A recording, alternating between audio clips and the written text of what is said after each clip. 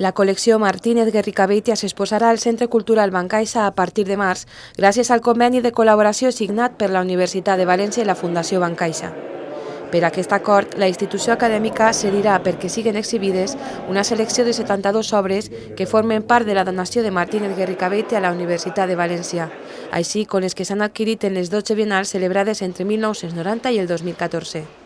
L'exposició, de la qual és comissari l'artista Francisco Sebastián Nicolau, permet acostar-se a l'obra d'algunes de les figures més importants del realisme crític espanyol, com el genovès, Equipo Crónica, Equipo Realidad i Carmen Calvo, així com a la d'artistes de generacions posteriors com Ugalde, Mavi Escamilla i Xisco Mensua, entre molts altres. Artistes que dibuixen un escenari ric i representatiu de l'art de vocació social des de la dècada dels 60 fins a l'actualitat.